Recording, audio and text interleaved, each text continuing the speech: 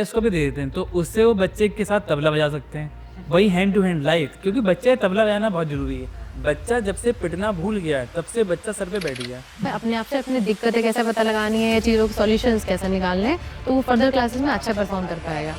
भीड़ बैठा ली, 50-100 बच्चा बैठा लिया है, बच्चा बैठा हुआ है, पीछे से आगे कौन सा बच्चा चला गया हमें पता ही नहीं। ऐसा होता है, बहुत सारी कोचिंग में ऐसा होता है। 80 बच्चा बैठा हुआ है, टीचर ऊपर पोडियम पे आके पढ़ा के 40 मिनट चला गया, बच्चे को टीचर का नाम नहीं पता, टीचर को बच्चे का नाम नहीं पता। एग्ज़ाम फेलियर जो होता है या स्ट्रेस जो होता है एग्ज़ाम का, उसको कैसे डील करना चाहिए? तो जिसने एसएससी क्वालिफाई किया वो 100% वाला बच्चा था, जो IAS बना, SDM बना, वो 100% वाला बच्चा था। नहीं, सबका मेंटल लेवल बराबर है। जो चेंज करते हैं वे ऑफ प्रेजेंटेशन में। लाइक मैं यहाँ बैठा हूँ तो मेरा प्रेजेंटेबल हूँ यहाँ पे, मैं जिम जाता हूँ तो मैं शॉर्ट पहन के जाता हूँ, मैं कहीं ट्रैवलिंग में जाता हूँ तो मैं कुछ और पहन के जाता हूँ। बच्चों के लिए बहुत बेहतरीन एग्जाम्पल है जो अपने पेरेंट्स से क्वेश्चन पुट अप करते हैं कि हमें हायर एजुकेशन करवाइए, हमारे ऊपर बहुत ज़्यादा पैसा इन्वेस्ट करिए। फ्रेंड बॉयफ्रेंड सब डिस्ट्रैक्शन में आते हैं, और ये बच्चे 9 to 12 वाले इस तरफ पहुँच जाते हैं। ये बड़ी चमकती हुई दुनिया है, बॉलीवुड की दुनिया बड़ी अच्छी लगती है। अरे 2 लड़की पटा ली, 4 लड़की पटा ली, 4 लड़कों से बात चली, 2 लड़कों से बात चल रही। बहुत ही अच्छा स्टूडियो, मुझे तो आज बहुत ही खुशी हो रही है, मतलब मैं मुस्कुरा रहा हूँ अंदर ही अंदर। जैसे 3-8 मूवी में वो आमिर खान जी जो है वो मुस्कुरा रहे थे क्लास में, तो उनके सर ने पूछा आप क्यों खुश हो रहे हैं, बोले मुझे आज बहुत अच्छा लग रहा है। आप सभी लोगों का स्वागत है आज के इस खास एपिसोड में। आज के इस एपिसोड में हमारे साथ में 2 हमारे खास मेहमान हैं। सबसे पहले हमारे जो मेहमान हैं वो हैं स्टार ट्यूटोरियल्स के डायरेक्टर इंजीनियर निवेश सक्सेना जी। सर आपका बहुत बहुत नमस्कार सर। नमस्कार अभय जी, कैसे हैं आप? बढ़िया बढ़िया सर। और हमारे जो दूसरे मेहमान हैं वो हैं तनुश्री सक्सेना जी, जो कि एग्जीक्यूटिव डायरेक्टर हैं स्टार ट्यूटोरियल्स की। Thank you sir, thank you so much. बढ़िया सर। तो सर सबसे पहले मैं स्टार्ट करता हूँ अपने इंट्रोडक्शन से कि आप थोड़ा इंट्रोडक्शन दीजिए, हमारी ऑडियंस हमको देख रही है, अपने बारे में आप थोड़ा बताएं कि आप क्या करते हैं, कैसा बैकग्राउंड है और इस फील्ड में कैसे हैं। मैं नाम लिखता हूँ निवेश सक्सेना, एजुकेशन के बाद मेरा नाम हो गया इंजीनियर निवेश सक्सेना। मैं ग्रेजुएट हूँ इंजीनियरिंग डिग्री में, मेरी इंजीनियरिंग रही थी electrical and electronics engineering. Year 2013 pass out हूँ मैं फ्रॉम इन्वर्टिस। जब इन्वर्टिस जो था आपके UPTO से एफिलिएटेड था। अब उसके बाद मैंने कई इंजीनियरिंग कॉलेज में पढ़ाया। आफ्टर दैट मेरे पास एक बच्चों का कॉल आया कि सर हमारी बैक इंजीनियरिंग मैथमेटिक्स में बैक है, मैकेनिकल में बैक है, तो क्या सर आप हमें पढ़ा सकते हैं? तो हमारे साथ में हमारे सर थे जिन्होंने हमारे साथ में ही बीटेक किया था। सर क्या उस टाइम मेरा भाई था, फैन था मेरा, फास्ट फैन। तो हमने कहा ठीक है बेटा स्टार्ट करते हैं। तो ये बात है ईयर 2013 की। तो 4-5 बच्चे समोसे खा रहे थे, अपना पेटिस वगैरह खा रहे थे, लौट के कॉलेज से आ रहे थे। तो मैंने कहा ठीक है कल से आ जाओ। अब हमने दोनों को नहीं पता था कि कहाँ बुलाना है, हमने अपना नंबर उनको दे दिया, उनका नंबर हमने ले लिया। हमने कहा इवनिंग बताते हैं आप। तो मेरी और सर की बात चली थी। तो मेरे एक भाई हैं, उनका स्कूल था प्राइमरी स्कूल। मैंने उनसे कहा कि भैया आपके पास 1-2 रूम खाली हैं? बोले हाँ खाली हैं, हमने इवनिंग में चाहिए 2 घंटे के लिए। तो उन्होंने कहा ठीक है आ जाइए, हम पढ़ाते हैं बच्चों को। अब जब पढ़ाएंगे तो कुछ ना कुछ नेम रखना पड़ेगा। तो हमने उसका नेम सोचा स्टार, STAR। ये स्टार 5 स्टार वाला नहीं है, ये स्टार 4 लोगों का ग्रुप है। सिशांत सर, ताहिर सर, अभय सर और राज सर। सिशांत सर उस स्कूल के ओनर थे, ताहिर सर हमारे साथ में फिजिक्स के टीचर थे, अभय सर हमारे साथ में केमिस्ट्री के टीचर थे, और राज मुझे लोग बुलाते थे राज सर। तो इस तरह से हमने स्टार्ट किया। अब 10 साल 12 साल का हमारा वो हो गया है। तो अब ये चारों लोग चेंज हो गए हैं। S फॉर सुधांशु सर हैं जो हमारी केमिस्ट्री के मेंटर है, T फॉर तनुश्री सक्सेना जी हैं, ये मेरी वाइफ हैं, और ये एग्जीक्यूटिव चेयरपर्सन है स्टार भी। A से अभय सर हमारे साथ अभी तक जुड़े हुए हैं, जो हमारे बायोलॉजी की फैकल्टी हैं, फ्रॉम डे 1 से आज तक हैं। चाहे 2 बच्चे थे, चाहे 4 बच्चे या 40 बच्चे, वो हमारे साथ जुड़े रहे। चाहे कोविड काल था, कोविड काल में बच्चों को बहुत दिक्कत आ गई थी, बच्चों ने पढ़ना छोड़ ही दिया था लगभग। उसी वजह से अपना मैंने प्लेस भी चेंज किया। पहले मैं करण चाइना चौराहे पे कोचिंग थी हमारी, अब मैंने अपने रेसिडेंस पे कोचिंग कर ली है जो कि शास्त्री नगर में है। ड्यू टू कोविड वहाँ पे रेंट बहुत ज़्यादा था, मैं पे नहीं कर पा रहा था, तो फिर हमने रेसिडेंस पे अपना कर लिया था। तो अब ये 4 लोग हैं जिसमें चौथा मैं फिक्स ही हूँ, कॉन्स्टेंट हूँ। तो बच्चों आए, बच्चे वो थे फ्यूचर के, और SIMS का एक बच्चा था वो एक्सपायर ही हो गया। उसकी सिस्टर मेरे साथ में भी रही। फिर साक्षी मैम थी, वो TCS में थी, बच्चे का नाम वैभव था। SIMS से था वो बच्चा, वो विथिन 2-3 साल एक्सपायर हो गया। वो बाद में चला, मुझे उसके बारे में फादर नॉलेज। 2 ही वो बच्चे थे, बड़ी बहन साक्षी, छोटा बहन वैभव था। वो SIMS का था। एक बच्ची तान्या थी, BBA की थी, और 2-3 बच्चे ये थे एक बच्चा और था, मुझे नाम याद नहीं आ रहा, फ्यूचर के थे। तो इनकी बैग वगैरह थी, वो 3-4 महीने में क्लियर करवाई। अब 3-4 महीने निकल गए, पता ही नहीं चला कैसे निकल गए। हमने और सर जो थे हमारे साथ, उन्होंने क्लियर करवाई। अब वो बच्चे बोले सर अब हम लोग जा रहे हैं, अब आप क्या करेंगे? मैंने कहा देखते हैं, अभी तक इंजीनियरिंग कॉलेज पढ़ाते, फिर से वहीं जाएंगे। तो बोले कि सर ऐसा करिए, आप पढ़ाते रही हैं, आप इस कोचिंग को कन्वर्ट कर दीजिए एकेडमिक्स कोचिंग में। तो मैंने कहा एकेडमिक? बोले 9 to 12 आप शुरू करिए। तो हमने एक छोटा सा बोर्ड लगा दिया, स्टार्ट ट्यूटोरियल्स, और 9 to 12 लिख दिया, और धीरे धीरे बच्चे आने लगे। उस टाइम मैं maths, physics, chemistry, biology, English, SSC सब पढ़ा देता था, क्योंकि हाँ एनर्जेटिक था। 2013 की बात थी ये, मैं 92 बर्थ था। तो जो आया उसे पढ़ा दिया, और जो आया पढ़ा दिया। और क्यों, हम 2-3 लोग थे, करते रहे। इस तरीके से हमारी ये शुरुआत हुई, छोटा सा कोचिंग। आज भी छोटा सा ही है, जिसमें बहुत सारे छोटे छोटे बच्चे हैं। अप टू ग्रेजुएशन तक के बच्चे हमारे पास, पॉलिटेक्निक, बीटेक के बच्चे भी हैं, 9 to 12 के हैं। हम लोग जेई को फोकस करते हैं, नीट को फोकस करते हैं। ये छोटा सा मेरा इंट्रोडक्शन था कल्पना। बिल्कुल, मेरा नाम तनुषी सक्सेना है, मैं चेयरपर्सन हूँ स्टार ट्यूटोरियल्स, और जूनियर विंग इंचार्ज हूँ, एचओडी हूँ स्टार ट्यूटोरियल्स में, जिसमें हम छोटे छोटे बच्चों को क्लासेस देते हैं। और सीनियर विंग अपना अलग है, वो हम ब्रीफ इंट्रोडक्शन में आपको सारी चीज़ें बताएंगे। मेरी एजुकेशन एमएससी मैथमेटिक्स और बीएड है। पास्ट 10 ईयर्स से मैं एजुकेशन फील्ड से जुड़ी हुई हूँ। बिफोर मैरिज भी मैंने काफ़ी क्लासेस ली है, और मैं बेसिकली रामपुर से हूँ, और आफ्टर मैरिज मैं यहाँ बरेली में स्टार ट्यूटोरियल के साथ में 7 ईयर्स से अटैच्ड हूँ। और डिपार्टमेंट में जूनियर विंग का बेसिकली देखती हूँ, और सीनियर क्लासेस में भी इंग्लिश और एसएससी प्रेफरेंस देती हूँ। अच्छा सर, अब मैं आपसे जानना चाहूँगा कि कोचिंग इंडस्ट्री जो है आज के टाइम पे, इसमें बहुत ज़्यादा कंपटीशन है, तो आपकी जो स्टार ट्यूटोरियल्स कोचिंग है वो कैसे अलग है, क्या अलग फैसिलिटीज़ प्रोवाइड कर रहा है? देखिए, डे 1 पे तो हम पे कोई फैसिलिटीज़ नहीं थी। जब हमने 2013 में स्टार्ट किया था, तो हमने इवन कुछ भी नहीं खरीदा था, क्योंकि हमने स्कूल एक रेंट आउट किया था। स्कूल का एक बेसिक सा रेंट था, हमने उसको स्टार्ट किया। तो उनका जो बेंचेस थी, हम उन्हीं को एडजस्ट करके अपने बड़े बच्चों को डबल बेंच बिठाते थे। मतलब एक छोटी बेंच लगाई, फिर उसके बड़ी बेंच लगाई, और बच्चा बैठता था, उस पर लिखता था। बोर्ड हम स्कूल की यूज़ करते थे, मार्कर्स हमने अपने है ही। इस तरीके से हमने स्टार्ट किया, हमने मार्केटिंग करी, बच्चे आए। उसके बाद अब आते आते हमारे यहाँ कोचिंग्स में लगभग 5 या 6 एसी हैं, जिसमें विंडो एसी है, स्प्लिट एसी है। एक हमने last year digital board purchase किया, जो कि ईएमआई पे, उसकी ईएमआई अभी तक जा रही है। तो डिजिटल बोर्ड क्यों खरीदा? क्योंकि कोविड काल के बाद बच्चे सारे यूट्यूब पे पहुँच गए। कोविड में बच्चे घर से बाहर निकल सकते थे, मजबूरी थी। तो उसमें जब बच्चे सब उस पर पहुँच गए, तो हमें उस पर आना ही चाहिए था। लेकिन हम उस टाइम तो नहीं खरीदता, हमारी उस टाइम नहीं जेब अलाउ कर रही थी, पॉकेट अलाउ नहीं कर रही थी। तो अब हमने इसको परचेज़ कर लिया है, और हम यूट्यूब पे भी अपने क्लासेस को रन करते हैं। लेकिन मुझे लगता है जो 9 to 12 वाले जो बच्चे हैं, वो ऑनलाइन ना जाए तो बेहतर है। ऑनलाइन जो जाना चाहिए बच्चों को, वो ग्रेजुएशन के टाइम पे, आफ्टर ग्रेजुएशन जाए। क्योंकि ऑनलाइन में क्या, लाइक मैं पढ़ा रहा हूँ, आप लोग सब पढ़ रहे हैं, तो मैं अपने लेवल से पढ़ा रहा हूँ। मुझे नहीं पता आपका लेवल क्या है, आपका लेवल क्या है, आपका लेवल क्या है। हर बच्चे का अपना अलग लेवल है। एग्जामिन नहीं कर पाना है।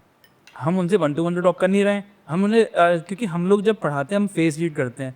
अभय जी का मैं फेस रीड कर पा रहा हूँ, अभय जी मेरी बात को समझ रहे हैं, मेरे साथ लगातार कॉन्टिन्यूस चिट चैट में हैं। तो अगर आपको समझ में नहीं आएगा, तो चेहरे 12 बज जाएंगे, आपके चेहरे के रंग उड़ जाएंगे। मैं ऑनलाइन पढ़ाए जा रहा हूँ। मैंने एक चैप्टर ख़त्म किया, वेक्टर ख़त्म किया, फिर मैं दूसरे पे आ गया, मैट्रिक्स ख़त्म किया, डिटर्मिनेंट पे आ गया, इंटीग्रेशन पे आ गया। तो क्या टॉपिक्स मेरे बढ़ते जा रहे हैं। जो बच्चा अच्छे लेवल का है, वो तो उसको पकड़ पा रहा है। जिस बच्चे को ग्राउंड लेवल नहीं पता, वो कैसे पकड़ पाएगा? लाइक मैं होम ट्यूशन्स भी लेता हूँ। तो मैं होम ट्यूशन में एक बच्चा मेरा बड़ा अच्छा है, पारस, जो कि मुझसे 7 साल छोटा है। अब उसने क्या कर लिया है, 12th कर लिया, उसने बी फार्मा कर लिया, उसने एम फार्मा कर लिया।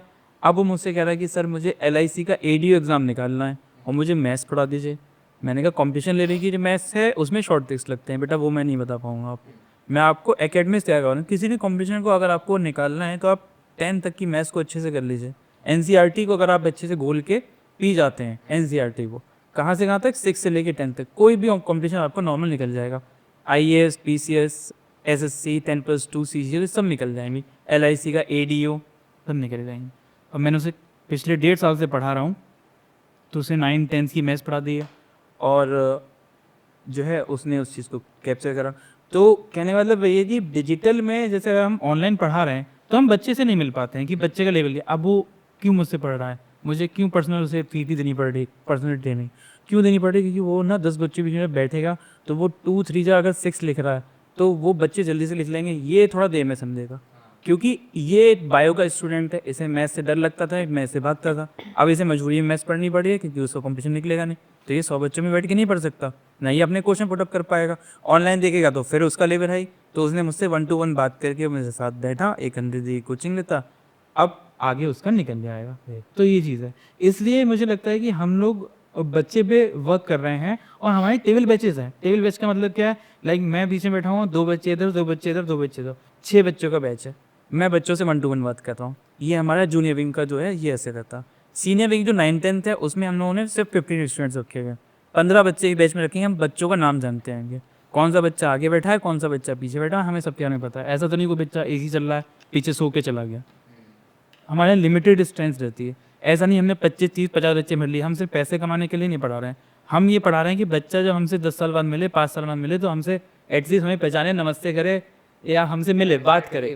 हाँ, रेस्पेक्टफुल बात। ऐसा ना लगे उसे कि यार इन्होंने बस पैसे ले दिए और हमारी घास काट दी, ऐसा ना लगे। तो इसलिए हमने बैच स्ट्रेंथ जो है लिमिटेड कर दी है। 11th-12 में हमने बैच स्ट्रेंथ और कम कर दी है। 12:1 का रेशियो है, 12 बच्चों पे एक टीचर प्रोवाइड करेंगे। जैसे ही हमारा 13 बच्चा ऐड होता है 6 + 7, 14 बच्चा ऐड होता है 7 + 7, 15 बच्चा ऐड होता है 7 + 8, 16 बच्चा ऐड होता है 8 + 8। बैच 1, बैच 2, बैच 3 इस तरह से नाम देते जाते हैं। तो हमारे यहाँ सबसे पहली चीज़ ये है कि बच्चे पे 1 to 1 बात होती है। दूसरी चीज़ ये है कि हमारे यहाँ लिमिटेड स्ट्राइक रहती है। ऐसा नहीं हमने भीड़ बैठा ली, 50-100 बच्चा बैठा लिया है, बच्चा बैठा हुआ है, पीछे से आगे कौन सा बच्चा चला गया हमें पता ही नहीं। ऐसा होता है, बहुत सारी कोचिंग में ऐसा होता है। 80 बच्चा बैठा हुआ है, टीचर ऊपर पोडियम पे आके पढ़ा के 40 मिनट चला गया, बच्चे को टीचर का नाम नहीं पता, टीचर को बच्चे का नाम ही नहीं पता। तो मेरे को हर बच्चे का मेरा नाम पता होता है, मैं हर बच्चे से 1 to 1 बात करता हूँ। आप कभी भी सोचे जाते हैं मुझसे पूछ लेंगे उससे क्या सीन चल रहा है, मैं बच्चे के बारे में बताता हूँ। दूसरी चीज़, हमारे यहाँ बच्चे में बहुत ज़्यादा डिसिप्लिन रखा जाता है। हमने अपने यहाँ एंड्रॉयड फ़ोन बैन कर रखे हैं, हमने अपने कीपैड फ़ोन अलाउड कर रखे हैं। अगर आप एंड्रॉयड फ़ोन लेके आते हैं तो आपको 500 रुपीज़ का फाइन देना पड़ेगा। नहीं तो ये सबसे बढ़िया चीज़ है, क्योंकि सबसे ज़्यादा डिस्ट्रैक्शन जो है वो डिस्ट्रैक्शन जो मोबाइल कॉल से। ठीक है, ये मैंने बिल्कुल अलाउड बंद कर दी। अब पेरेंट्स का कहना है हम अपने बच्चों को ट्रैक करें, मैंने कहा सबसे अच्छा तरीका, हमारे यहाँ वाईफाई लगा हुआ था, उसमें एक पोर्ट लगा के PNT लगा दिया। अब PNT पे झूठ नहीं बोल सकते, अब मैं मार्केट में हूँ, PNT का झूठ नहीं बोल सकते। आप क्या कहेंगे कि बच्चा हमारा कोचिंग पहुँच गया, PNT से फ़ोन पहुँचेगा। बच्चा कोचिंग से निकल रहा है, PNT से बच्चे में फ़ोन कर दी। आप बच्चे को रास्ते में ट्रैक करना, आप कीपैड वाला नोकिया का 1100, 1200 जो भी आता है 400-500 रुपये का मिल जाएगा OLX, तो वो आप लेके दे दीजिए, बच्चा को कॉल कर ले। सबसे देखिए, अगर आपको कोई भी एग्ज़ाम क्वालिफाई करना, कुछ भी अलाउ करना, तो आपको कंसंट्रेट रहना पड़ेगा। कंसंट्रेशन आपका तभी हो सकता है जब आपकी लाइफ में डिस्ट्रैक्शन किसी भी तरह का, गर्लफ्रेंड, बॉयफ्रेंड, ये सब डिस्ट्रैक्शन में आते हैं। और ये बच्चे 9 to 12 वाले इस तरफ बहुत जाते हैं। ये बड़ी चमकती हुई दुनिया है, बॉलीवुड की दुनिया बड़ी अच्छी लगती है। अरे 2 लड़की पटा ली, 4 लड़की पटा ली, 4 लड़कों से बात चली, 2 लड़कों से बात चल रही, वो सब खराब। जब अगर आपके पास कोई नौकरी नहीं है, अगर आप सक्सेसफुल नहीं है, तो सारी लड़कियां आपको छोड़ के चली जाएंगी। मैम गलत कह रहा हूँ? बिल्कुल सही कह रहे हैं। अगर आप सक्सेसफुल हैं तो लड़कियां आपके पास, वो 3 इडियट का ही डायलॉग भी है, सक्सेस के पीछे क्या है सर? सक्सेस के पीछे मतलब चलो तो हाँ। नहीं, सॉरी ये नहीं है, कामयाबी के पीछे चलो, टैलेंट के पीछे भागो, जिससे सक्सेस अपने आप पे आपके पास। आप अपने पे लगे रहिए, आप अपने काम पे लगे रहिए। जब आप SDM DM बन जाएंगे, जब आप एक अच्छे डॉक्टर बन जाएंगे, एक अच्छे इंजीनियर बन जाएंगे, तो शादी के रिश्ते खुद आपके पास आएंगे। आप उसमें से खुद चूज़ करेंगे, मुझे ये नहीं, मुझे ये। फिर लड़कियां भी आपको चूज़ करेंगी। अब तो लड़कियां कम हो गई हैं, अब लड़कियां हमें चूज़ करेंगे, मुझे इस लड़के शादी करनी है, इससे नहीं शादी करनी है। तो अभी आप कितने भी टहला लीजिए 9 to 12 तक, सब टहला के चली जाएंगे। ठीक है, तो अपने काम पे कंसंट्रेट करना है 9 to 12 में। देखिए, इसका बड़ा अच्छा मैंने बनाया, डू फॉर 4 years 9 to 12 और फॉर 40 years। क्या अच्छा लगेगा? कोई या तो 4 साल मेहनत कर लीजिए आप 9 to 12, या आप 40 साल अपने आप को रगड़ते रहिए। प्राइवेट जॉब में क्या होगा, मालिक कहेगा 6 बजे आओ, शाम को 6 बजे अंगूठा ला के जाओ। यही रहेगा। उसमें भी 40 के बाद सर गारंटी नहीं है कि आपकी आने वाली लाइफ, आपका बुढ़ापा बहुत सिक्योर हो जाएगा। तो उसमें भी कुछ नहीं है। 4 साल मेहनत कर लो और 40 साल आपके बिल्कुल फ्री ऑफ कॉस्ट आपकी गुजरेंगी। मेरे जिया जी हैं, मेरे सगे जिया जी, वो दिल्ली सेमिटेड में हैं, तो उनकी इस टाइम एक से जो बेसिक सैलरी जो भी 1.5 लाख प्लस है, उन्होंने SSC 2009 क्वालिफाई किया और उन्होंने वहाँ पोस्टिंग ले ली। अब वो 21 फ्लोर पे बैठते हैं, सचिवालय में हैं, और मुझे बड़ी अच्छी लगती है। मैंने कई SSC के एग्जाम दिए, मुझसे नहीं निकले, और मैं जब एग्जाम देके आता था, पेपर देखा था तो कहता तुम्हारा नहीं होगा, वो मुझसे 4 क्वेश्चन मुझसे निकल होता है ऐसा। क्यों? क्योंकि हर एक का लेवल अलग है। और उन्होंने सिंपली कुछ नहीं करा, उन्होंने सिर्फ 10th करा, 11th 12th करा, BSc बरेली कॉलेज से करा, MSc मैथ्स बरेली कॉलेज से करा, उन्होंने एग्जाम दिए, क्वालिफाई हुआ, दोनों की पोस्टिंग। ठीक, मेरा भाई एक बहुत अच्छा एग्जाम्पल है, Ankush Saxena, doctor Ankush Saxena. He is a scientist, मेरा सगा तहेरा भाई है, ताऊ जी का बेटा, गांव में रहते हैं। रामपुर से बाद हमारा गांव पड़ता है लोहा। हमारा स्कूल चलता है वहाँ पे, चाचा जी चलाते थे, 8 तक का स्कूल था। स्कूल का नाम बाबा के नाम पे था। उससे इन्होंने 8th पास किया, फिर 9th 10th उन्होंने मिलक से पास किया, 11th 12th उन्होंने मिलक से पास किया। उसके बाद उन्होंने BSc यहाँ बरेली कॉलेज से करी, अपनी दीदी के घर रह के उन्होंने BSc करी। फिर उन्होंने MSc करी मुरादाबाद से, IFTN कोई कॉलेज है उससे करी। फिर उन्होंने एग्ज़ाम दिया नेट GRF, वो उनका क्वालिफाई हो गया। फिर वो पहुंच गए दिल्ली में, कौन सा है, NPL, नेशनल फिजिक्स लेबोरेटरी। वहाँ पे उनको गवर्नमेंट ने स्टाइपेंड दिया 50-60 हज़ार रुपये महीने का। 5 साल का उन्होंने डॉक्टरेट डिग्री करी। वो हमारे यहाँ के पहले हमारे खानदान के डॉक्टर हैं, साइंटिस्ट वाले। हम अपने खानदान के पहले इंजीनियर हैं, बीटेक वाले। तो उसके बाद उन्होंने फिर बोले कि निवेश भाई अभी भी कंपटीशन बहुत है। मैंने कहा यार तुमने इतना सब कुछ कर लिया, अभी कॉम्पिटिशन है? बोले मैंने तो कुछ भी नहीं करा। बोले अब मुझे अब्रॉड जाना पड़ेगा अपने आगे करने के लिए। तो उन्होंने एक डिग्री करी PhD यार, पोस्ट डॉब। मुझे पता ही नहीं था इस पोस्ट डॉब भी कुछ होता। मैंने कहा पोस्ट डॉब में क्या होता है? बोले PhD वाले को जो पढ़ाते हैं।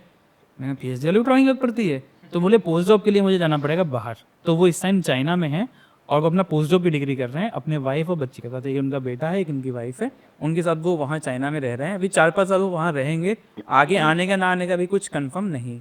तो कितना सस्ता एजुकेशन है, 10-12 फ्री में हो गया सरकारी फीस से। 12th के बाद BSc बड़ी कॉलेज से, आपको पता है कोई फीस नहीं है। MSc नॉर्मल फीस, फिर उनमें सब कुछ सरकारी धमाल बन गया एक तरीके से। अब उनकी ये चीज़ सर उनके लिए भी, उन बच्चों के लिए बहुत बेहतरीन एग्जाम्पल है जो अपने पेरेंट्स से क्वेश्चन पुट अप करते हैं कि हमें हायर एजुकेशन करवाइए, हमारे ऊपर बहुत ज़्यादा पैसा इन्वेस्ट करिए, या हमें पढ़ने के लिए ये सारे गैजेट्स चाहिए। तो ऐसी कोई नीड नहीं है। If you are really good at studies, अगर आप बहुत मेहनत से पढ़ना चाहते हैं और सच में आपने ठान रखा है कि हम कुछ कर सकते हैं, तो आप बेसिक चीज़ों का इस्तेमाल करके भी अपने जीवन में सक्सेसफुल हो सकते हैं। इसके लिए बहुत ज़्यादा ज़रूरी नहीं है कि आप इंग्लिश मीडियम से पढ़ें, आपको कई सारी ट्यूशन्स चाहिए, आपको मोबाइल फ़ोन, एंड्रॉइड फ़ोन ये सब चाहिए। ऐसा कुछ नहीं है। कुछ पेरेंट भी वरीड रहते हैं कि भाई बच्चे को हम फैसिलिटीज़ नहीं दे पा रहे हैं जिसकी उसे नीड है। बट अगर कोई भी ह्यूमन बीइंग को पढ़ना चाहना है कि हमें कुछ सक्सेसफुल करना है अपनी लाइफ में, तो वो बेसिक चीज़ों से भी कर सकता है। बहुत सारे एग्जाम्पल्स ऐसे होते हैं। तो पेरेंट्स से भी थोड़ी हम लोग की रिक्वेस्ट रहती है कि वो सारी डिमांड्स भी बच्चों की फुलफिल ऐसी ना करें जो उसके फ्यूचर को हार्मफुल रहे। काफ़ी सुनाते रहते हैं। बोले हम तो देखो गांव में रहते थे, उनका भी MBBS DMS में सिलेक्शन हो गया था, लेकिन बाबा के पास नहीं इतना पैसा था क्योंकि वो सरकारी मास्टर थे उस टाइम, और आज के सरकारी मास्टर उस टाइम सरकारी मास्टर में बहुत पहुँच चुका है। ठीक है, तो उन्होंने कहा हम नहीं करवा पाएंगे तुम्हें। अब उनका क्वालिफाई हो गया, उनका BHMS वाला भी क्वालिफाई हो गया, होम्योपैथिक वाला, लेकिन बाबा बोले हम नहीं करवा पाएंगे। तो फिर हमारे गांव में माननीय जो है वो प्रधान जी जो होते हैं BK शर्मा मास्टर साहब, वो पापा के इंग्लिश के टीचर थे। पापा उनके यहाँ भाई गुरुजी जो होते हैं उनके पैदे के लोग सारे काम करवाते थे, घास काटना ही आयो। तो पापा ने वो सब करके उनके साथ में अच्छे संबंध बनाए रहे। वो इंग्लिश के टीचर हैं, आज वो 80+ के हैं, बहुत अच्छे चलते फिरते हैं, शर्मा जी हैं वो। तो पापा और बाबा उनके साथ BHU गए। पापा ने BHU से एक ट्रेनिंग दी थी जिसमें हमें सुना होगा कोड हो जाता है, कोड को अंग्रेजी में बोलते हैं लेप्रोसी। तो लेप्रोसी की उन्होंने वहाँ से ट्रेनिंग ली 2 साल 3 साल मेरे ख्याल से। BSc वो नहीं कर पाए तो उनका वहाँ से लेटर आ गया था। 12th के में BSc से स्टार्ट करी। BSc पहले सर 2 साल की हुआ करती थी, अब 3 साल की है। लेटर आ गया तो वो BHU वो अपने मतलब मेरे बाबा अपने पापा के साथ गए और वो जो प्रधान जी हैं उनसे कुछ पैसा उधार लिया, ट्रेन के पैसे या जो भी उन्होंने पैसे उधार लिए वो वहाँ गए। फिर वहाँ पे 2 दिन ट्रेनिंग करके आए, फिर उनकी पोस्टिंग हुई। तो पीलीभीत में मेरा जन्म हुआ, उससे पहले उनकी पोस्टिंग कई जगह रही। तो वो बता रहे हैं कि तुम्हें हम गांव से शहर में ले आए। अब देखो इस रिक्शे वाले का बच्चा भी IAS PCS बन जा रहा है, तो बच्चे को जितनी आप सुविधाएं देते जाएंगे वो बच्चा उतना खराब होता जाएगा। आप उसको लिमिटेड सुविधाएं दीजिए। आप उसको कहीं ना बताइए कि आपके पास अनलिमिटेड रिसोर्सेज हैं, आप उसे बताइए हमारे पास लिमिटेड सोर्सेज हैं और आपको इसी में करना है। लिमिटेड सोर्सेज उन्होंने कहता था मेरे पापा के पास बहुत पैसा था, लेकिन उन्होंने मुझे बताया मैंने जो पहली बाइक ली उसमें आधा पैसा मेरा था, 25-30 हज़ार रुपये। 25-30 हज़ार मैंने अपने भाई के फ्रेंड ने अंजन गुलवेज उन भैया से लिया होगा, लेकिन मेरे पापा के पास पैसा था, मैं मुझे नहीं दिया। उस रात जिस रात बाइक आई थी मैं वहीं सोया था पोर्च में। मेरी पहली कमाई से बाइक आई थी। मैं उस टाइम कोचिंग पढ़ाता था बच्चों को। 12th के बाद बीटेक जब कर रहा था, बीटेक करके इन्वर्टर से 5 बजे आता था, 6-8 बजे घर में घुसता था। 6 से 8-9 बजे तक जो कोचिंग पढ़ाता था, कोई 2000 देता था, कोई 3000, कोई 4000। पेट्रोल का पैसा लिखता था, आज 20 रुपये हुआ, आज 40 रुपये हुआ। तो मैंने बाइक ली थी। उसके बाद जो है जब हम कोचिंग खोली उसके 1 साल बाद फिर मैंने कहा अब गाड़ी ली चाहिए, तो मारुति 800 हमने कार ली। वो हमारी 90,000 की या 60,000 की आई थी। उसमें आधा पैसा हमारे ताऊ जी के बेटे अंकुर सक्सेना जी हैं, जो कि गवर्नमेंट टीचर हैं, उन्होंने डाला, और आधा पैसा मैंने डाला।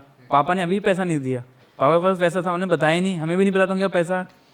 फिर गाड़ी 15 दिन उनके पास रहती थी, 15 दिन हमारे पास रहती थी, 1 महीना उनके पास रहती थी, 1 महीना हमारे पास। जब डेंट पेंट होता आधे पैसे वो देते थे, आधे पैसे हम देते थे। अब पापा भी जब बैठ के आते थे हम भी उनसे पैसे लेते थे, आप गए हो रामपुर तो लाओ 1000 रुपये। क्यों? क्योंकि हम भी तो दे रहे हैं उसकी EMI, ठीक है। तो ये था। तो बच्चों को अगर लिमिटेड रिसोर्सेज रखेंगे तो बच्चा कुछ करके दिखाएगा। मम्मी हमें 500 रुपये पर डे पे देती थी, जिससे हम कपड़े वपड़े ले लेते थे। तो 12th के बाद में वो भी देने बंद कर दी। उन्हें पता लगा कि अब तो ये अपने कुछ कमाई करने लगे हैं, तो उन्होंने वो भी देने बंद कर दी। सर आजकल एक कल्चर चल रहा है कोचिंग कल्चर, जिसको बोलते हैं कि बच्चे को अगर ज़रूरत नहीं भी है फिर भी पेरेंट्स क्या करते हैं, कोचिंग लगवा दो इसकी। तो इस कल्चर के बारे में मैम आप क्या रहेंगी? जो कल्चर कर रहा है केवल घास काटने वाला है, बच्चों पे कोई ध्यान नहीं देना, बस जो आया जो रिवीजन करा दिया, होमवर्क दे दिया, वही कोचिंग। आप इस कल्चर के बारे में क्या रहेंगे? ये ना कल्चर बहुत ही खराब तो हो गया है सर, लेकिन क्योंकि हम लोग का तो बिजनेस ही है तो हम उसके बारे में गलत नहीं बोलेंगे। लेकिन मैं ये सजेशन पेरेंट्स को दूंगी कि जिन बच्चों को नीड नहीं है, अगर आपको लगता है कि आपका बच्चा कोचिंग के बिना भी बहुत बेहतरीन कर सकता है, तो बिल्कुल उसको प्रेशराइज करने की ज़रूरत नहीं है। हर बच्चे का माइंड कैपेबल होता है and books are sufficient enough. अगर आपको नीड लगती है कि कहीं मुझे किसी खास टीचर की ज़रूरत है किसी पर्टिकुलर सब्जेक्ट में, तो आप एक पर्टिकुलर चीज़ की भी कोचिंग ले सकते हैं। ऐसा ज़रूरी नहीं है कि हम हर स्टूडेंट्स को सोचें कि बच्चा 2 ढाई 3 बजे तक स्कूल से आ रहा है, फिर हम उसे कोचिंग भेजते हैं, 8-9 बजे तक बच्चा वहाँ आ रहा है। क्योंकि सेल्फ स्टडी देखिए सबसे बड़ी चीज़ है। सेल्फ स्टडी जितना आप करेंगे उतना बेहतरीन रहता है। और लेकिन कोचिंग में क्या होता है कि बच्चों को गाइडेंस अच्छा मिल जाता है, बट उसके लिए भी आपको देखना पड़ेगा कि आप किस जगह को ज्वाइन कर रहे हैं। हम स्टार को अपने थोड़ा सा सुपीरियर इस टर्म में रखेंगे, जैसा कि सर ने बताया कि 1:10 का रेशियो हम लोग रखने की कोशिश करते हैं। छोटे बच्चों के साथ हम और कम जाते हैं, यानी कि 1:6 का रेशियो रखते हैं। 6 स्टूडेंट पे सिर्फ 1 टीचर। कोचिंग का मतलब हम एटमॉस्फेयर इस तरह का प्रोवाइड कर देते हैं उसको कि बच्चे को फ्री टू आस्क लगे, यानी कि टीचर से वो अपनी दिक्कत को पूछ पाए, प्लस जो टीचर उसके ऊपर कमांड कर रहा है उसको उसके बारे में सारी नॉलेज हो। अगर हम क्लासरूम की तरह, स्कूल क्लासरूम की तरह कोचिंग को भी कर देंगे 40 स्टूडेंट 30 स्टूडेंट, तो बेकार है उसका पैसा, सारी चीजें। 2 आवर्स की रखी हुई है जी बिल्कुल सर। हमने टेल बैच के साथ में 2 आवर्स की क्लास रखी हुई है। 1 आवर तो बच्चा हमारे साथ 1:6 के रेशियो में आप कहीं भी जाएंगे बैठे हैं, एक टीचर बैठा हुआ। फिर हमने 2 घंटे क्लास की रखी है, 1 घंटे क्लास है, 1 घंटे रिविजन क्लास है। बच्चे को सेल्फ स्टडी के लिए मोटिवेट कर रहे हैं। जो हमने आपको आज पढ़ाया है, आप एक अकेले वाले रूम में चलिए, इसमें सब कैमरा लगा हुआ है, वो आपको कैमरा दिख रहा है, वहाँ कोई टीचर नहीं है, वहाँ कोई बच्चा है। उससे हम बच्चे को ना सेल्फ स्टडी की आदत डलवाते हैं, जिससे वो फर्दर क्लासेस में जा करके जितना हम सेल्फ मोटिवेट करेंगे, बच्चे को आना चाहिए कि हमें अपने आप से अपनी दिक्कतें कैसे पता लगानी है, चीज़ों के सॉल्यूशंस कैसे निकालने हैं, तो वो फर्दर क्लासेस में अच्छा परफॉर्म कर पाएगा। जी बिल्कुल, हम उसको ट्रेन भी वहीं करते हैं। ये चीज़ है कि सेल्फ स्टडी उसको आनी चाहिए रिवीजन टाइम। वीकली टेस्ट रहते हैं। अब जैसे मंडे को टेस्ट होता है, संडे हमारा ऑफ होता है, फिर संडे को हम लोग टेस्ट रखते हैं। जब मंडे को टेस्ट होगा वो सेकंड आवर में होता है, मतलब 1 घंटा टीचर पढ़ा रहा है प्रॉपर 4 से 5, 5 से 6 जो रिवीजन क्लास है वो मंडे को नहीं होगी। उस टाइम में बच्चे का टेस्ट होगा। अब उसमें यह फ़ायदा हुआ बच्चे का लॉस नहीं हुआ ना पढ़ाई का, डेली 1 घंटे पढ़ाई हो रही है, और टीचर का लॉस हो गया। टीचर क्या करता है, जनरल टीचर क्या करते हैं, बच्चे को दे दिया टेस्ट और अपने आप फ्री बैठे हैं, वो चीज़ नहीं करते हैं। चिट चैट कर रहे हैं। तो ऐसा नहीं, टीचर ने 1 घंटे पढ़ा दिया। अब जो बच्चे रिवीजन क्लास वाली टाइम थी, उसने क्या करा, उस टाइम में बच्चे ने रिवाइज करा बैठ के। तो क्या हुआ, बच्चे का भी लॉस नहीं हुआ पढ़ाई का, और टीचर भी लगातार दूसरी चीज़ को पढ़ा रहा है। टीचर को फ़ोन उस टाइम नहीं चलाना चाहिए। इसके साथ ही सर जो बच्चे की रिपोर्ट्स होती है टेस्ट की, वो हर ट्यूसडे को, जैसा कि सर ने बताया, मंडे में हम लोग टेस्ट लेते हैं, और ट्यूसडे तक या हैंड टू हैंड भी हम मंडे में कोशिश करते हैं कि जितने भी रिजल्ट्स जो बच्चे ने परफॉर्म किया है वो सब उनके पेरेंट्स को व्हाट्सएप के थ्रू सेंड कर देते हैं। इससे ये रहता है कि बच्चा अपने पेरेंट्स से ना, पहले क्या होता था, टेस्ट कॉपीज बनाते थे हम। टेस्ट कॉपी में हमने टीचर ने मार्किंग कर दी, बच्चे से कहा पेरेंट साइन करवा के लाना, बच्चे ने झूठ साइन कर लिए या दिखाई नहीं कॉपी, तो पेरेंट को वो चीज़ पता नहीं लगती थी। अब हम डायरेक्ट पेरेंट के नंबर पर उस कॉपी की फोटो, उसकी मिस्टेक सब कुछ व्हाट्सएप करते हैं, जिससे पेरेंट्स जो होते हैं प्रॉपर अटेंटिव रहते हैं कि बच्चे की कहाँ कहाँ गलती है। टेस्ट कॉपी बच्चों की बनवा के 10 रुपए की 20 रुपए टेस्ट कॉपी पतली बनवा के अपनी कोचिंग में रखवा लिए, और टेस्ट कॉपी यही रहेगी, बच्चा आएगा टेस्ट कॉपी यही लेके जाएगा। अब जब उसके पेरेंट्स आते हैं तो उनको चाय के साथ तो टेस्ट कॉपी देते हैं, चाय के साथ बिस्किट ही देते हैं, चाय का टेस्ट कॉपी दे देते हैं, तो उससे वो बच्चे के साथ तबला बजा सकते हैं। वही हैंड टू हैंड लाइव, क्योंकि बच्चे तबला बजाना बहुत जरूरी है।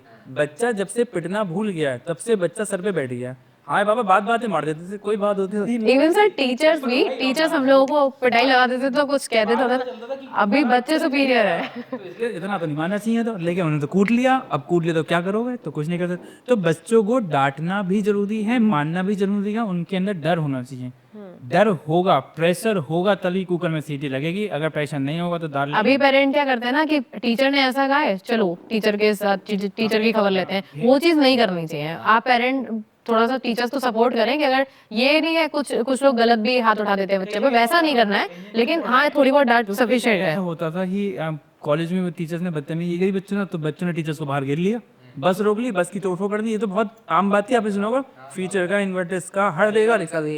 हाँ बेरोजगार कह लिया। मैं बड़े मैं इन कॉलेज बता रहा हूँ, इन्वर्टर्स है, राममूर्ति है, ANA कॉलेज है, आपका रक्षपाल है, इसमें कई केसेस ऐसे हैं जो सुनने में आई हैं। आप किसी भी टीचर से पूछ लेंगे, बच्चों ने बाहर घेर लिया और कांच वाच फोड़ दिए और टीचर्स को भी जख्मी करनी हुई। भाई हम बच्चे को क्यों डांट रहे हैं, हमें तो पैसा मिल रहा है ना पढ़ाने का, तो हम पढ़ाएं चाहे ना पढ़ाएं, बच्चा पढ़े ना पढ़े, हम आगे जा रहा। लेकिन हम अगर उसको सही रास्ता दिखा रहे हैं तो हम किसी दिखा रहे हैं कि वो कुछ बन के निकले। अभी अगर हम प्रेशर डालेंगे तो वो कुछ बन जाएगा तो हमारे पास आएगा, अगर हम प्रेशर नहीं डालेंगे तो वो हमें 10 सबक गाली वगैरह कि इस टीचर ने हमें सही रास्ता नहीं दिखाया। दिखा सकता था लेकिन नहीं दिखाया। ऐसा ही हुआ था, पता हम लोग जब इंजीनियरिंग कॉलेज में पढ़ते थे तो 4 साल का हमारा डिग्री कोर्स था। फर्स्ट ईयर में टीचर ने खूब प्रेशर बनाया, बिल्कुल अच्छे थी। सेकेंड ईयर में प्रेशर थोड़ा सा ढीला कर दिया, थर्ड ईयर में थोड़ा सा और ढीला कर दिया, फोर्थ ईयर तक आते आते उन्होंने प्रेशर लगभग छोड़ दिया था, क्योंकि हम अब बड़े हो चुके थे। मैंने बताया रियल सच्चाई कि अब आप लोग की कैसे जॉब मिलेगी या आपको क्या करना चाहिए, या हमें अपनी औकात समझ में आने लगी थी। फोर्थ ईयर तक हम लोग हो गए थे। फोर्थ ईयर के लास्ट जब हमारा था 3-4 महीने पहले, हम सब बच्चों ने डिसाइड किया, हमारा बैच बहुत छोटा था, 28 बच्चे हमारे बैच में आए थे इंजीनियरिंग करने, उसमें से 14 बच्चे घर लौट गए अपने खेती करना, सिर्फ 13 बच्चों को इंजीनियरिंग की डिग्री मिली। मतलब बाकी बच्चों की 1 साल 1.5 साल में बैक लग के इतनी बैक लग गई, 12-14 बैक, कि वो इनसे इंजीनियरिंग की डिग्री नहीं हो पाई। मेरी भी बैक लगी थी, ऐसा नहीं है फ्रेश पास आउट हो गया, मेरी भी लगी थी बैक, मैकेनिक्स था उसमें लगी थी, जो 4 साल नहीं निकली मेरे से, फिर निकली मेरे से। कई लोगों ने कहा UPT में जुगाड़ हो जाता है, वहाँ चले जाओ, लखनऊ चले जाओ, यहाँ जुगाड़ हो जाएगा, वहाँ जुगाड़ हो जाएगा। हम नहीं गए करने, लेकिन अब पढ़ाई करते रहे, नहीं निकल रही थी, 4 साल तक वो निकल गई फिलहाल। तो मैं ये कहा था कि जब टीचर ने हमें प्रेशर करा तो हमारे भी टीचर सब दुश्मन बन गए थे, हमें सोचा उन्हें बाहर गिरा जा, तो फिर गिरा नहीं, लेकिन फिर जब बात हुई तो पीछे बच्चों ने सोचा, जो क्लासमेट थे अभिजीत सक्सेना थे, हमारे प्रणीत चड्डा थे, उसकी अपनी ट्रांसफार्मर की फैक्ट्री है RK इंडस्ट्रीज़ के नाम से, उसके बाबा ने जमाया था। टॉपर बच्चा तो पता क्या खाता था, वो हमेशा फर्स्ट ईयर पे, हम लोग सेकंड थर्ड पे रहते थे। रोहित गंगवार कॉमन बिहार में पीछे रहते हैं, विधायक जी के पास रहते हैं। अभिजीत सक्सेना हरदोई के हैं, ये हमारे सब साथ के थे। हम लोगों ने प्लान आया, टीचर ने मैडम बहुत मेहनत करी है, इनको कुछ गिफ्ट देना चाहिए। तो हमारा टी ब्रेक होता था 11 से 11:15 का। दीप्ति सक्सेना मैम HOD थी हमारी, बहुत ही मोटिवेशनल स्पीकर थी वो। हम उनसे कहते थे मैंने ये फॉर्म निकल रहा है, इसमें से 4 ही सीटें हैं, वो इसमें कितनी सीट चाहिए, तो हमने कहा 1 सीट। तो बोली जब 1 सीट हो तो आप फॉर्म भर देना। उन्होंने सच में 1 सीट पे अपना फॉर्म भर के उन्होंने कहीं पे गवर्नमेंट में ले लिया सिलेक्शन। वो हमारी HOD थी वहाँ पे, दीप्ति सक्सेना मैम, इन्वर्टर्स में थी।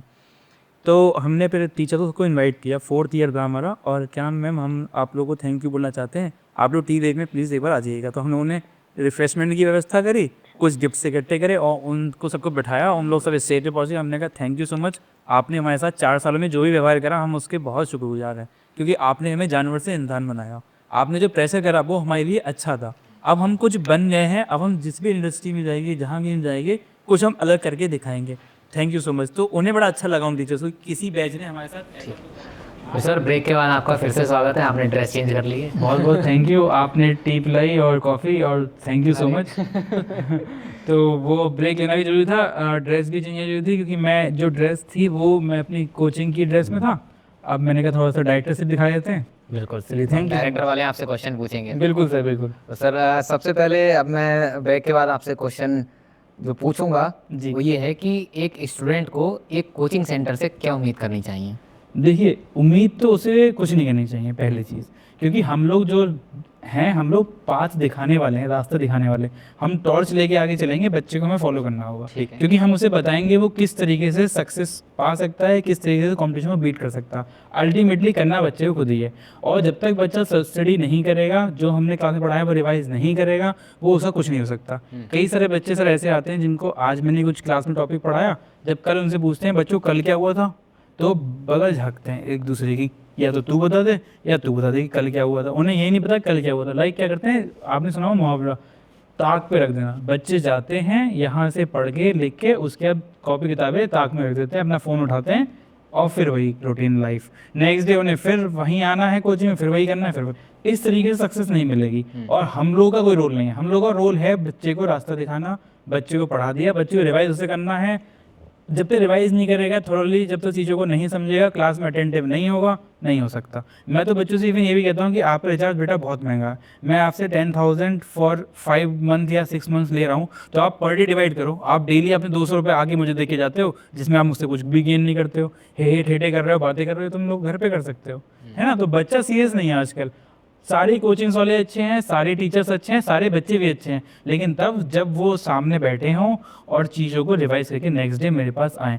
बच्चा मुझे यूज़ ही नहीं कर पाता है, मतलब बेसिकली किसी भी टीचर को यूज़ नहीं कर पाता, क्योंकि घर पे कुछ पढ़ता ही नहीं है।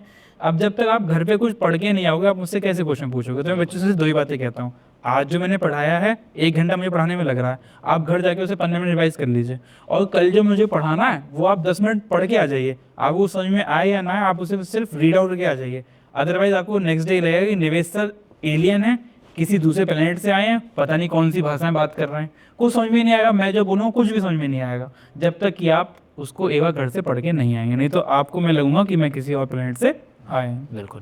मैम, अब मैं आपसे जानना चाहूँगा कि एक स्टूडेंट को एग्ज़ाम फेलियर जो होता है या स्ट्रेस जो होता है एग्ज़ाम का, उसको कैसे डील करना चाहिए?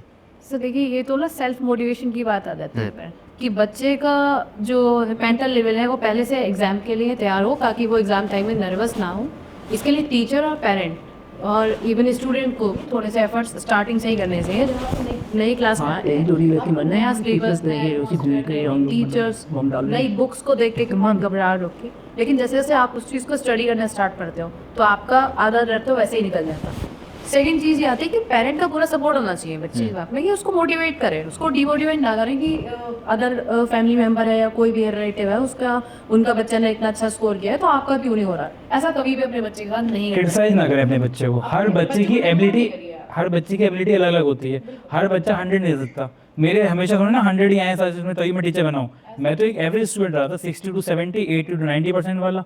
भाई मैं फर्स्ट तो नहीं आया ना अपनी क्लास में, इंजीनियरिंग में वो प्रिंट सेटा फर्स्ट आता था, हम लोग सेकंड थर्ड पे रहते थे। तो हर बच्चे का अपना कैलिबर है, 5 उंगलियां बराबर नहीं है। तो जो बच्चा जितना अपना कर पा रहा है वो उसको अपना एफर्ट करना। आप उसे कहोगे क्रिटिसाइज करोगे, शर्मा जी का लड़का देखो, मिश्रा जी का लड़का देखो, सक्सेना जी का लड़का देखो, ये चीज़ गलत है। आप अपने बच्चे की एबिलिटी पहचानो कि आपका बच्चा किस चीज़ के लिए एलिजिबल है या वो कितना कर पा रहा है, उसको ठीक है प्रेरित करो। अगर उसने कुछ अच्छा करा ना, बहुत से पेरेंट्स होते हैं अगर कोई बच्चा कुछ अच्छा कर रहा है तो उसे कुछ वो ही नहीं कहते हैं, उसको प्रशंसा नहीं करते हैं उसकी, और जब कुछ गलती करेगा तो उसको चढ़ जाते हैं बिल्कुल, ठीक है। तो ऐसा नहीं है, ऐसे हमारे पेरेंट्स भी ऐसे ही हैं, वो जब हम कुछ अच्छा करेंगे तो वो नहीं कहेंगे कुछ भी, जब हम कुछ खराब करेंगे तो बड़ा क्रिटिसाइज करेंगे। लाइक मैं उठता था 10 बजे, 9 बजे, 11 बजे, क्योंकि मैं रात में अपनी थीसिस लिखता था, पीएचडी में कर रहा हूँ, तो रात में 2 बजे 3 बजे सोता था, तो 9-10 बज जाते थे उठने। पापा बहुत सुनाते थे। अब पिछले 2 हफ्ते से मैं सुबह 6 बजे उठ के 7 बजे जिम जा रहा हूँ। अब पापा ने ये वाली तारीफ नहीं करी, उल्टा कहते जिम जाना तो बड़ी बेवकूफ़ी है, तुम तो बस दौड़ा करो, क्यों जा रहे हो जिम। मैंने कहा वहाँ एक ट्रेनर मिला हुआ है,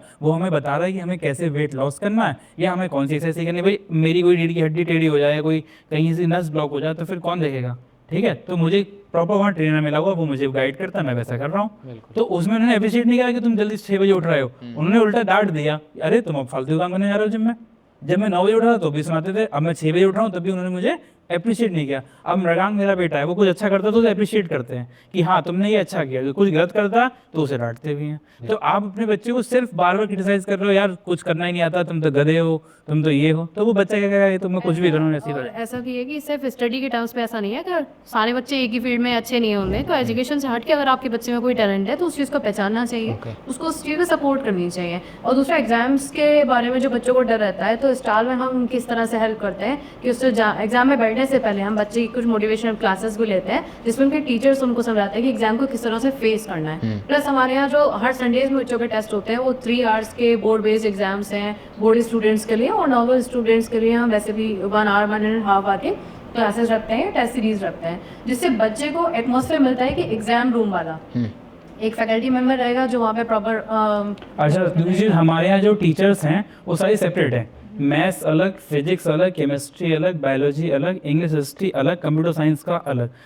कुछ टीचर्स कुछ कोचिंग में क्या है, साइंस का एक ही टीचर रख दिया जो फिजिक्स केमिस्ट्री बायोलॉजी एक ही पढ़ा रहा है। भाई बच्चा 9th-10th में है, आप उसे पढ़ा दोगे, कोई दिक्कत नहीं है। जब बच्चा 11th-12th में जाएगा, जिसको पीसीबी लेनी है, जिसको नीट क्वालिफाई करना है, उसकी बायो अच्छी होनी चाहिए, तो हमारे बच्चे को 9th क्लास से ही बायोलॉजी को ऐसे पढ़ाते हैं कि बच्चा नीट क्वालिफाई कर जाए। और 9 से ही हम लोग उसे मैथ्स में अगर उसको जेई क्रॉस करना है, आईआईटी में जाना है उसे, तो उसको हम 9 से ही बेस उसका लेके चलते हैं कि उसका बेस स्ट्रांग हो जाए। ऐसा नहीं है कि हमने एक ही टीचर को रख दिया, वो सब चीज़ें पढ़ा। भाई मैं मैथ्स में अच्छा हूँ, मैं पढ़ा फिजिक्स भी सकता हूँ, मैं पढ़ा केमिस्ट्री भी सकता हूँ, ठीक है, लेकिन मैं नहीं पढ़ाता। क्यों? क्योंकि मेरा प्रेफरेंस मैथ्स में है। जो केमिस्ट्री का टीचर है वो केमिस्ट्री को सी से लेके चलेगा पूरा, बिल्कुल केमिस्ट्री को, है ना, फिजिक्स को पी से लेके चलेगा पूरा, डीप में जाएगा। बायो वाले सर डीप में जाएंगे, बायो वाले सर जो है चीज़ों को रिलेट कर देते हैं जनरल लाइफ से। तो हमारे यहाँ सारे एक्सपर्टाइज हैं, सारे टीचर्स का एक्सपीरियंस मोर देन 12-15 साल का है, ठीक है, सारे ही ओवर क्वालिफाइड हैं और सारे स्टार हो रहे हैं, सारे स्टार टीचर्स ही पढ़ाते हैं और बच्चे भी सारे स्टार्स हैं हमारे। तो सर बच्चे को जब ये लगेगा ना कि हमारे डाउट्स ही क्लियर नहीं हुए हैं, हमारे जो टीचर्स हैं उनसे 1-to-1 टॉक नहीं हुई है, हमारे जो चैप्टर्स है वो कंप्लीट नहीं हुए ऑन टाइम, तो वैसे ही डरा हुआ रहेगा। तो स्टार में ऐसा कुछ नहीं है, हम लोग पहले से प्री एग्जाम्स लेते हैं, बच्चों के सारे डाउट्स क्लियर होते हैं, प्रैक्टिस शीट्स करवाते हैं, PYQs करवाते हैं, जिससे ऑलरेडी बच्चा मेंटल लेवल से, नर्वसनेस से दूर रहता है और एग्जाम में मैथ। एक चीज़ और बताना चाहूँगा मैं, जो बच्चा 85 पे लाई करता है, जो बच्चा 90 पे लाई करता है, जो 95 पे और जो 100 पे, चारों बच्चों का लेवल होता है बराबर, सबका मेंटल लेवल बराबर है। जो चेंज करते हैं वे ऑफ प्रेजेंटेशन में, लाइक मैं यहाँ बैठा हूँ तो मेरा प्रेजेंटेबल हूँ यहाँ पे, मैं जिम जाता हूँ तो मैं शॉर्ट्स पहन के जाता हूँ, मैं कहीं ट्रैवलिंग में जाता हूँ तो मैं कुछ और पहन के जाता हूँ। तो कॉपी में लिखने का प्रेजेंटेशन होता है, हमें पैसे मिलते हैं कॉपी चेक करने के, हम भी बोर्ड की कॉपी चेक करते हैं, हमारे फिजिक्स के डॉक्टर गौरव जोशी सर हैं वो भी फिजिक्स की कॉपी चेक करते हैं, बायोलॉजी के डॉक्टर पंकज सर हैं वो भी फिजिक्स बायोलॉजी कॉपी चेक करते हैं, सोनसू सर हमारे केमिस्ट्री के वो भी केमिस्ट्री कॉपी चेक करते हैं। पहले जब वो कॉपी चेक करने जाते हैं तो उनका एक इंटरव्यू होता है, उनका एक रिटन टेस्ट होता है। जब वो रिटन टेस्ट में क्वालिफाई हो जाते हैं तब वो AHE और HE बनते हैं, असिस्टेंट हेड एग्जामिनर या हेड एग्जामिनर। उससे पहले वो नहीं बन सकते, तो मतलब वो एलिजिबल हैं कॉपी चेक करने। तो वे ऑफ प्रेजेंटेशन की बात कर रहा था, अगर आपकी कॉपी में आपने वे ऑफ प्रेजेंटेशन सही से नहीं लिखा, आपने प्रॉपर एक लाइन खींची, इधर क्वेश्चन नंबर 1 डाला, फिर आपने क्वेश्चन नंबर A डाला, उसको सॉल्व करा, आपने लाइन खींची, इसमें रफ वर्क करा। अब मैं आपको बताऊँ इसका फ़ायदा क्या, आपने रफ वर्क में 2 into 3 करा, 6 आ रहा है, आपने वहाँ लिख दिया 6 और आंसर लिख दिया 5। तो अगर टीचर को रफ वर्क का दिखाई दे रहा है, टीचर रफ वर्क में टिक करेगा, इधर टिक करेगा, आपको फुल मार्क्स दे देगा। क्यों? क्योंकि बच्चे के अंदर दिक्कत थी, बच्चे ने इधर से इधर सही नहीं लिख पाया। अब आपने रफ वर्क नहीं करा, आपने कुचड़ कर दिया। बच्चे करते हैं ऐसे से काट देते हैं, मैगी बना देते हैं, ऐसे नहीं काटना, ऐसे सिंपल एक लाइन से काट देना। अबे भैया हंस रहे हैं। तो कॉपी जितनी प्रेजेंटेबल होगी उतने आपके मार्क्स बढ़ेंगे। टीचर का एक टारगेट होता है कि उसे डेली 100-150 कॉपी चेक करनी है, एक कॉपी चेक करने के 45 से 55 रुपये मिलते हैं, उसे 5500-4500 रुपये लेके अपने घर जाना है, अपने को शॉपिंग करने जाना है, ठीक है। और आपकी साल भर की मेहनत होती है उस कॉपी में।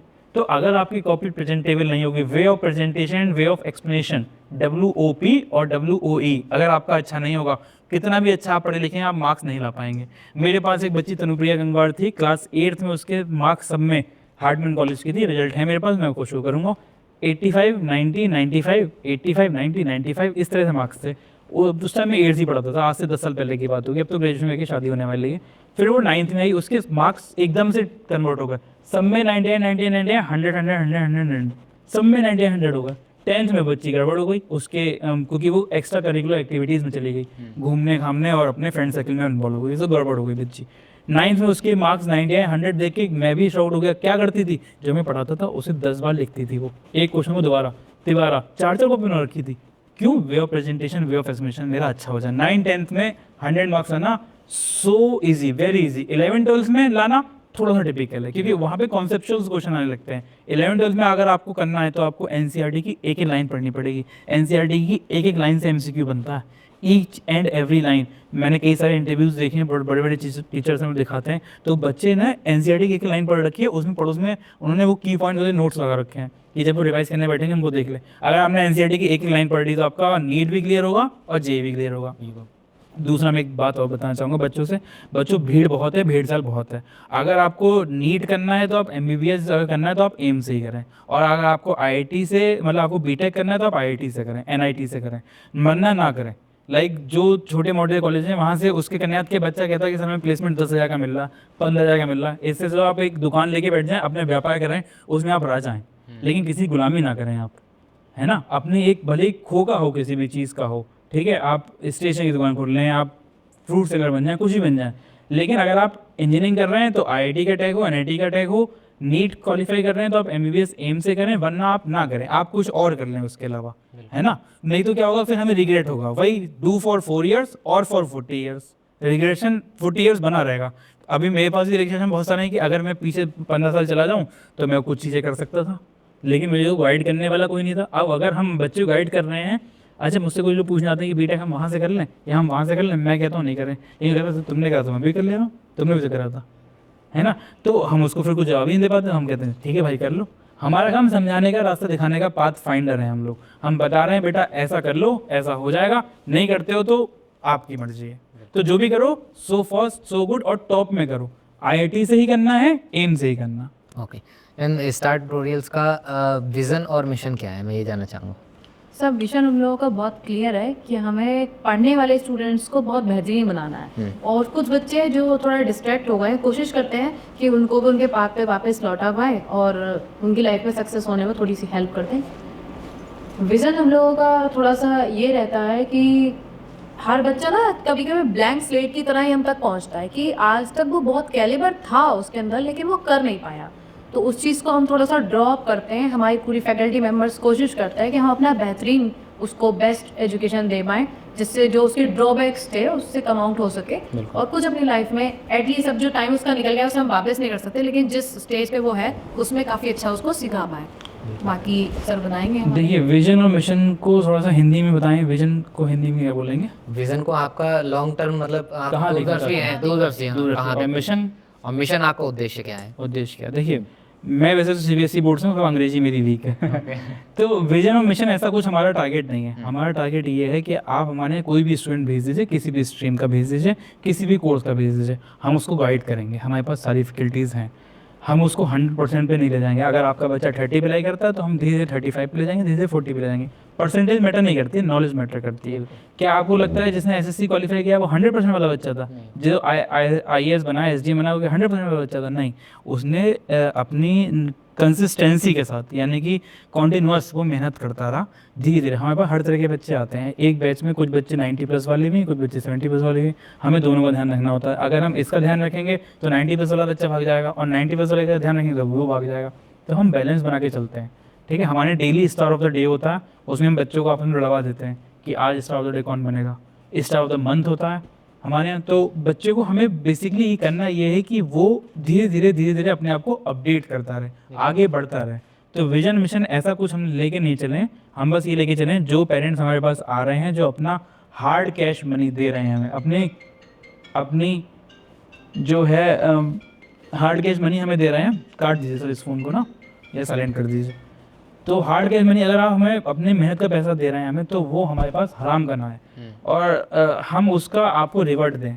भले ही आपके बच्चे को बिल्कुल टॉप ना करवाएं, लेकिन धीरे धीरे तो आपके बच्चे को अपडेट कर पाएंगे ना। वरना आपका पैसा हमारे लिए हराम का कहलाएगा, और वो हमारा पैसा कहीं ना कहीं गलत जगह निकल जाएगा, लग जाएगा। वो पैसा हमारे हाथ में, हमारे पास नहीं आएगा, वो हमारे ऊपर नहीं लगेगा। भाई पेरेंट्स हमें दे रहे हैं अपने पैसे। अब मैं बच्चों से कहता हूँ तुम लोग यहाँ एसी में बैठे हो, स्मार्ट बोर्ड से पढ़ रहे हो, क्या मेरे पैसों का?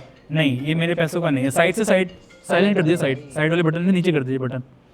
ये पैसा अब आपका है, स्टूडेंट्स का पैसा है, जो कि जिससे मैंने एसी खरीदा है, जिससे मैंने स्मार्ट बोर्ड खरीदा है, जिससे मैं उसकी ईएमआई पे कर रहा हूँ। तो बच्चों से और पेरेंट्स से सिर्फ यही रिक्वेस्ट है कि बच्चे अगर मेरे पास आ रहे हैं या हमारी कोचिंग में आ रहे हैं, किसी भी अच्छी कोचिंग में जा रहे हैं, किसी भी अच्छे टीचर के पास जा रहे हैं, उस टीचर को यूज़ करें, क्योंकि आपका रिचार्ज प्रीपेड है, जो कि आपका रिचार्ज चले जा रहा है। तो अगर आप टीचर का यूज़ नहीं कर रहे हैं तो आप गड़बड़ हो जाने हैं, ठीक है। तो अगर अब मैंने बताया कि देखो हमारे यहाँ वो लोग जॉब कर रहे हैं, कुछ रिसेप्शनिस्ट हैं, कुछ हमने डिजिटल मार्केटिंग के लिए बंदे रखे हैं, वो लोग विदाउट एसी फैन में बैठे हुए हैं, और तुम लोग एसी में बैठे हुए हो और टीवी स्मार्ट बोर्ड पे पढ़ रहे हो। क्यों? क्योंकि तुम्हारे पापा ने फीस सबमिट करी, इसलिए तुम लोग आज यहाँ बैठे हुए हो। और वो बंदा नौकरी मांगने आया हमसे कि सर हमें कोई नौकरी दे दीजिए, क्योंकि इसने 12th कर लिया, अभी सुबह नौकरी नहीं मिल रही है, ग्रेजुएशन कर लिया। तो आज से 4 साल बाद आपके साथ ऐसा ना हो, तो इन 4 सालों का आप बेहतर यूज़ कर सकते हैं। हम डेली 5 मिनट का मोटिवेशन देते हैं, ज़्यादा नहीं पकाते हैं। वैसे मैं ज़्यादा पकाता हूँ, लेकिन मैं बच्चों को डेली 2-2, 3-3 मिनट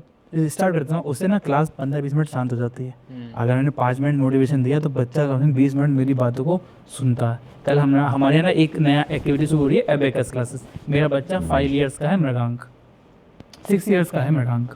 वो एक वेल नोन इंस्टीट्यूट में जा रहा है। पिछले 3 महीने में 90 दिन में निशा मैम है हमारी ट्रेनर हैं जो कि हमारे साथ अटैच हैं, उन्होंने उसको ट्रेन किया और वो मुझसे अच्छी कैलकुलेशन कर लेता। मैं कैलकुलेटर में करता हूँ, वो मुझसे बता देता।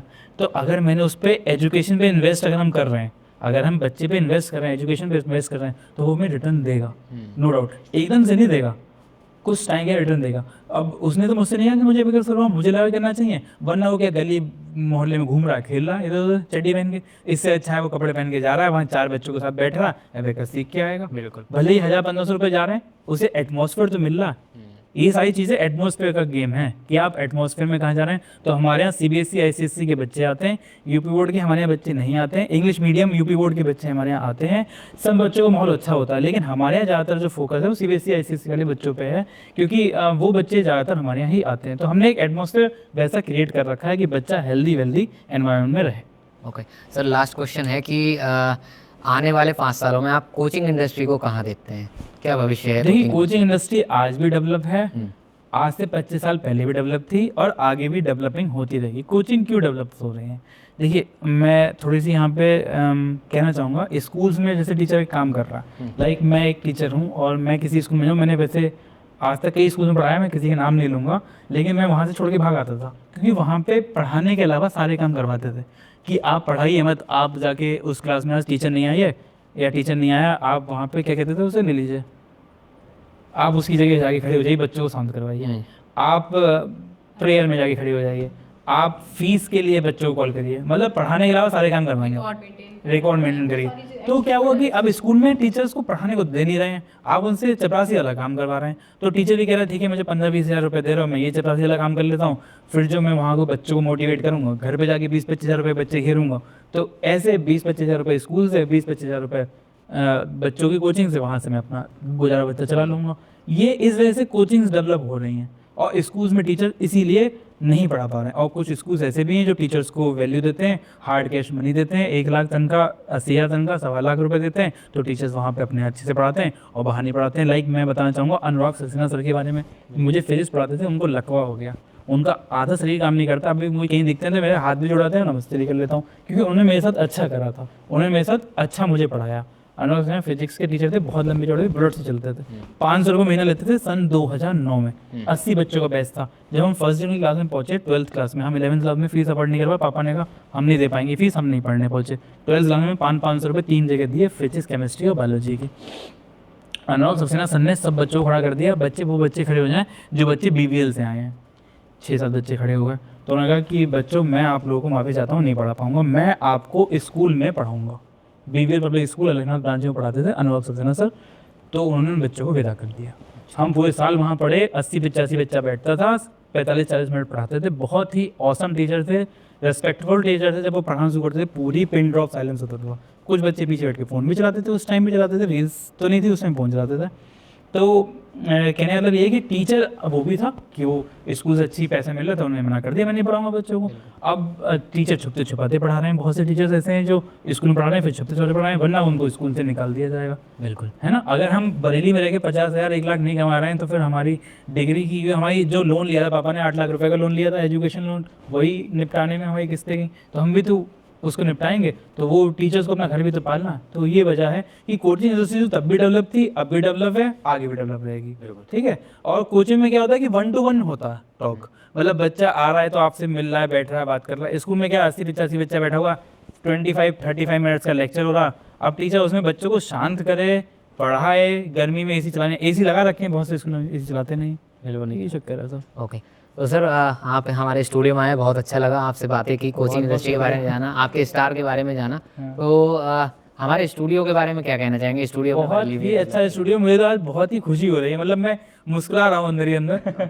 जैसे 3-8 मूवी में वो आमिर खान जी जो है वो मुस्कुरा रहे थे क्लास में, तो उनके सर ने पूछा आप क्यों खुश हो रहे हैं? बोले मुझे आज बहुत अच्छा लग रहा है कि मैं इंजीनियरिंग कॉलेज, मेरा सपना था। वो नौकर था उनके घर का, आपको पता है, उनके घर का नौकर था, और वो उनका जो रेंच नौकर था, और जो उनका मालिक का बेटा था वो उसकी जगह पढ़ने आया था, पढ़ने बहुत अच्छा था। मेरे साथ में भी एक बच्चा, मेरा मिट्ठू था, आराध्या का छोटा भाई, वो इस टाइम IIT में, वो आराध्य मुझसे पढ़ता था 9th-10th क्लास में, उसका भाई था 5th क्लास में। मेरे पास आता था, सर मुझे 5th क्लास के क्वेश्चन बता दीजिए। उसने मैथ्स की बुक 5th क्लास की 1 महीने में ख़त्म कर ली। मैंने ख़त्म कर ली, टेस्ट दो, टेस्ट दे दिया। फिर बोला 6th की बुक, सर खत्म कर ली, 7th की बुक सर खत्म कर दी, 8th की बुक सर खत्म कर दी, मैं तुझे नहीं पढ़ाऊंगा, तुझे नहीं पढ़ा जा रहा। वो खुद ही पढ़ लेता था, मैं उसे एक क्वेश्चन बताता था सब कर लेता। अब वो इस टाइम IIT में है, ठीक है, तो उसने तब से प्रैक्टिस कर रहा था, कोई उसने कोचिंग नहीं ली, कुछ नहीं करा, अपने आप हो गया। मेरा एक बच्चा देश दीपक गंगवार, वो 2 भाई थे, देश दीपक और एक कुलदीप। बच्चों अगर सुन रहे हो तो बुरा मत मानना। देश दीपक ने IIT से करा बीटेक और कुलदीप ने SRMS से बीटेक करा। दोनों को माइंड लेवल सेम था। देश दीपक को जो चीज़ समझ में आती थी वो समझ लेता था, जो चीज़ समझ में नहीं आती थी वो याद कर लेता था, डर की वजह से वो याद कर लेता था, और मुझे बिल्कुल वैसे ही वे ऑफ प्रेजेंटेशन लिख के दिखाता था। अब वो पिटता था कुलदीप, देश दीपक नहीं पिटता था। देश दीपक IIT से करने बाद मेटा फेसबुक में है और कई अच्छी अच्छी जगह है, मुझसे मना करता था मेरा नाम मत लिया करो, ना मेरे बारे में बताया करो। तो वो 60 लाख के पैकेज पे है। कुलदीप भी अपनी जगह बहुत अच्छा है, राममूर्ति का नया वो किसी में जॉब कर रहा है, मुझे नहीं पता, उससे मेरी बात नहीं होती ज़्यादा। देश का मेरे पास फ़ोन आया देश दीपक का कि सर मुझे आपके यहाँ पढ़ाना है, मेरी छुट्टियाँ चल रही हैं, तो मैंने कहा आजा बेटा पढ़ा ले। तो ठीक, ये अब वो इस टाइम मेटा में है। और मेरा एक स्टूडेंट HPCL में है, हिंदुस्तान पेट्रोलियम लिमिटेड में, उसने गेट क्वालिफाई किया, मैकेनिकल में बैग थी उसकी, आई बैग निकलवाई, और पता नहीं अपने आप ही निकल गई बैग उसकी, मैं थोड़ा बताया उसे, कहता सर आप से बैग निकली। एक बच्चा और था इलेक्ट्रिकल इंजीनियरिंग का बच्चा पढ़ने आया, उसके फादर इलेक्ट्रिकल इंजीनियर थे, उसकी भी वो वहाँ लक्ष्यपाल में पढ़ा रहा था। आगे उसने पैर छुए, बोला सर मैं लक्ष्यपाल में पढ़ा रहा हूँ। मैंने अरे वाह बहुत बढ़िया, लक्ष्यपाल बहादुर में। उसने मुझे गिफ्ट दिया, मैंने कहा अच्छा, उसने मुझे गिफ्ट बैग भी दिया, ट्रैवलिंग बैग दिया था, वो बहुत अच्छी जगह पे है। तो ये सारे बच्चे रहे हमारे। और एक प्रांजल को मैंने ही बुलाया था, वो सॉफ्टवेयर इंजीनियर बेंगलोर में है, 22-25 लाख का पैकेज है, और वो अपना एक अच्छा काम भी कर रहा है। डॉग्स को वो देखता है, डॉग्स वगैरह जो स्ट्रीट डॉग्स होते हैं उनको उसने वो रिहेबिलिटेट करता है। तो मेरे बहुत सारे जिम्नीज हैं। नेक्स्ट टाइम अभय जी मैं आपके अपने बच्चों से मुलाकात करूँगा, बिल्कुल, अगर बच्चों को टाइम होगा तो। बच्चे आना चाहते नहीं हैं। एक पवन गंगवार है, वो आर्मी में है, हमसे 12th पढ़ा था, है कुशाग्र है जो नीट क्वालिफाई कर लिया है, MBBS कर रहा है, एम्स दिल्ली से कर रहा है, उसको बुलाएंगे, है ना। तो अपने सारे बच्चों को लेके आएंगे आपके स्टूडियो। तो मैं 10 आउट ऑफ 10 नंबर देना चाहूँ, 11 भी दे सकते हैं, 10 आउट ऑफ 11 नंबर दे सकते हैं आपके स्टूडियो को। बहुत ही खुशी हो रही है अंदर से, मुझे यहाँ बैठ के बहुत अच्छा लग रहा। बहुत मजा आया। थैंक यू सर, आपने हमारे टाइम दिया। आपने भी टाइम दिया, मैं आपको धन्यवाद देना चाहूँगा। चलिए अभय जी फिर मुलाकात करें। अच्छा।